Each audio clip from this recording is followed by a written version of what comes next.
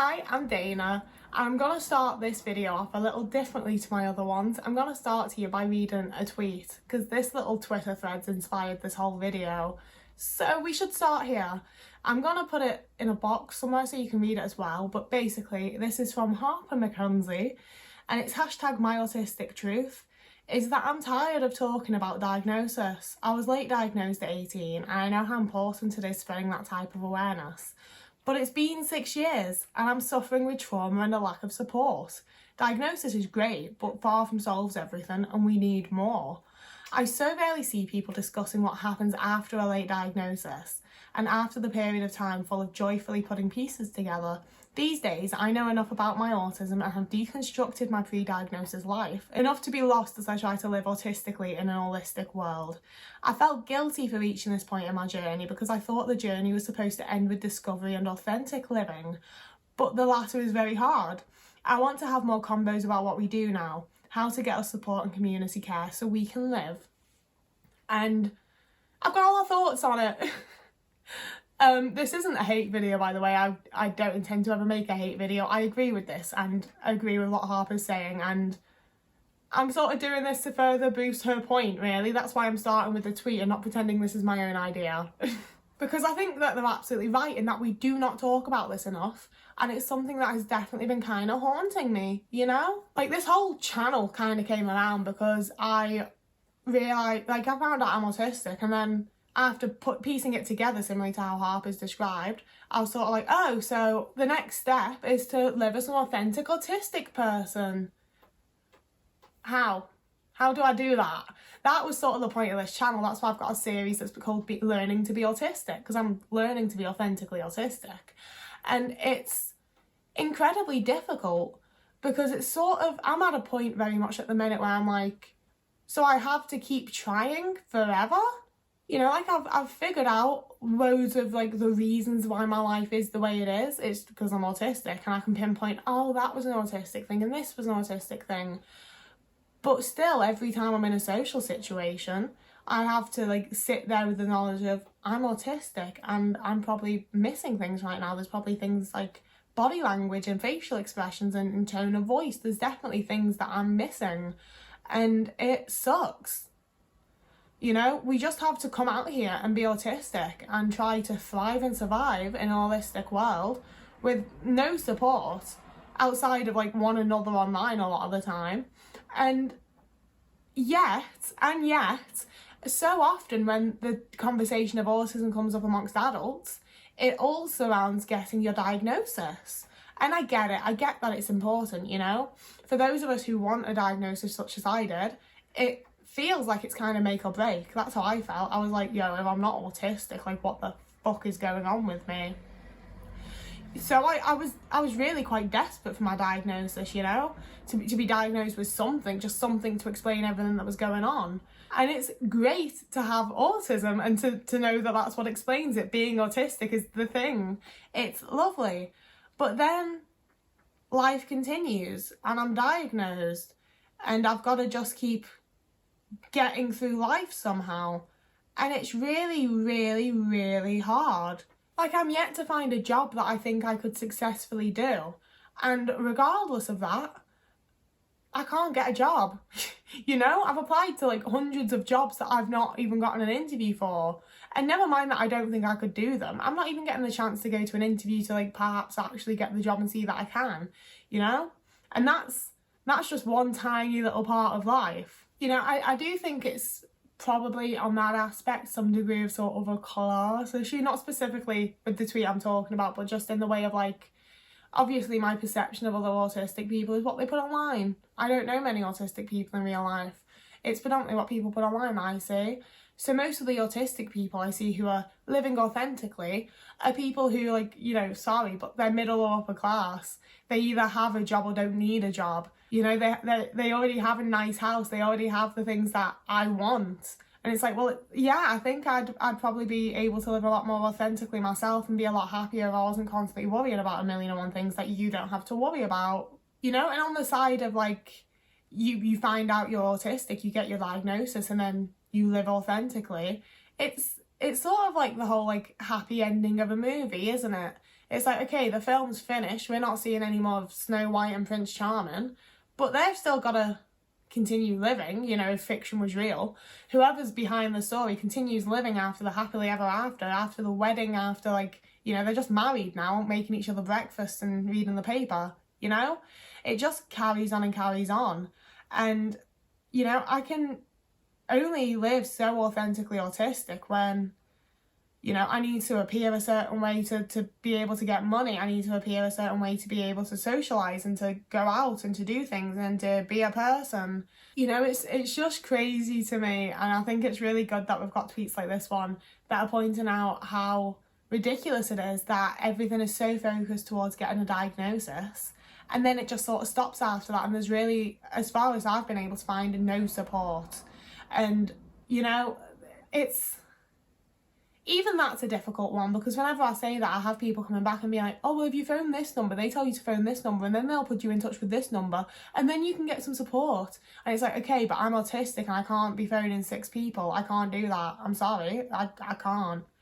And the other side of that is that when I've been offered help, it's like, it'll be some random ass charity, usually connected to the job centre, and they're getting me to agree to these like long commitments that I know for a while I'm not going to be able to do. And it's like, I don't understand why you're setting things up for people with neurodivergencies and then expecting us to be able to act like holistic people, you know? And I think some of that is that there is a sort of, I don't think it's a sort of, I think that there is a huge disconnect between autistic people and some degree, like some parts of, not necessarily autistic advocacy, but the push for like seeing autism as a really positive thing that I think does sort of exist out there at the minute. And it's one of those things where I don't think we should be seeing being autistic as a negative thing, but I don't necessarily think we should see it as a positive either. I think it needs to just be a thing. It's just some people are autistic. It's neither good or bad. It's just a fact of life. But I do think that there's this sort of spin being put on it that if you're not happy to be autistic, if you're not living your best authentic life and stimming in public and just being your total autistic self, you're not doing it well enough. And like, I'm sorry, I don't want to be laughed at, you know? Like, do I think you should be able to stim in public? Absolutely. I would never ever look twice at someone who's stimming. I might notice someone stimming in public, I'd be like, good for them, and carry on with my day. However, I know from my past experiences when I have stimmed in public, people laugh, people point things out. It won't be everyone, no, it might not happen this time, but it might. And I can't deal with the anxiety and the humiliation of that happening. So I don't get to live as a happy, nice, lovely, authentically autistic person. And I feel like that's sort of, you know, this could be me projecting. No one's told me this, but I sort of see that as me being like, I feel like I've been made to feel like that's not good enough. Like it's not being autistic enough to not do big stims in public or to do this autistic thing or this autistic thing. And it's like, yeah, I do think that we should be able to be our authentic autistic selves online, in public, wherever we are. But I also know from my own personal experience that it's not always accepted, and I don't feel good when I'm not accepted. So I don't want to put myself in the situation where someone can make me feel unaccepted, you know? And that's not cheating. That's not me not living authentically enough. It's me living in a holistic, neurotypical world where I have to protect myself sometimes. And there's nothing wrong with that. But I've definitely been made to feel kind of like there is. I think it's difficult being part of any community at times because there's different opinions, there's differing voices. No one in the autism community all agrees with each other, and I think that's really good and healthy and positive. You know, I've definitely had some of my views and opinions challenged in ways that made me realise that I was wrong, or that I was ignorant, or that I needed to educate myself better. I think that that's always, you know, I always appreciate an opportunity to do better, personally. But I also think that it's very, very important to respect that all autistic people are very, very different. We all have different living situations, we all have different lives, we've all had different experiences, and we'll continue to have different experiences. And what's all well and good for one of us and maybe makes us feel really great or really special or whatever else might not work for the rest of us. You know, the autistic community is very, very diverse, and there's a lot of different people. And, you know, the full diversity of the autistic community is something that is not seen enough. You know, like, I struggled enough as a white woman finding people to relate to. God help you if you're a person of colour or whatever else. Like, it's the voices that are amplified especially are not diverse enough, but the community is extremely, extremely diverse. And that means that we all have very, very different experiences and we all have very, very different lives. And things like being late diagnosed versus early diagnosed, being, you know, I do think that there's a difference in how autism is experienced by men versus women. I don't think that it's affected by gender personally. I think it's probably due to how we're raised and how like the people around us are. So I do think that it can vary. I do think that there's going to be some men who experience like the women's autism and men and vice versa. Like, I'm no doctor. I think that there's, God, I don't even know how to phrase it because I don't want it to sound like I'm saying there's like level 1 autism and level 2 autism. I think everyone's got a different mixture of traits, and different mixes of traits and perhaps a little more common than others, and perhaps more commonly seen in certain genders. But I don't think it's a hard rule. I'm not saying that men and women are 100% completely different when it comes to being autistic at all. But, you know, things like that. What I'm trying to say is that I think that there's more difficulty and more sort of controversy sometimes in the autism community, because it's not like with other types of, well, some other types of communities, you know? Like, we're so vastly different from each other sometimes that it's difficult to believe that we're in the same community, you know? And I know that's true of lots of other communities too. I'm not saying like we're the only ones that have lots of differences. It's just that this is one of the few communities that I'm a part of. So this is the one that I've experienced and can go, hey, I observed something. I want to just put at the end bit here that basically I just really related to these tweets because it definitely feels like your journey to getting diagnosis is the journey, and it feels like it should be the end point when you've gotten your diagnosis and you've been able to add things up and figure things out and you're like, oh, I see it now. But then there's a whole journey after that we don't seem to be speaking about an awful lot or really paying much attention to. And honestly, in my opinion, it's a much more difficult journey, because this is where you all of a sudden, you know, like similarly to why I made the Learning to be Autistic series, you all of a sudden have to figure out who the fuck you are as an autistic person and how you're going to change this and this and this to fit you better as an autistic person, and what you're going to do about this, and oh, is this ever going to happen? Oh, can I ever do that? You know, it's a whole thing, and it's extremely difficult. And there's literally the only decent support that I've received is from strangers online. So I don't think the support we receive is good enough. Honestly, I'm really scared about the rest of my life.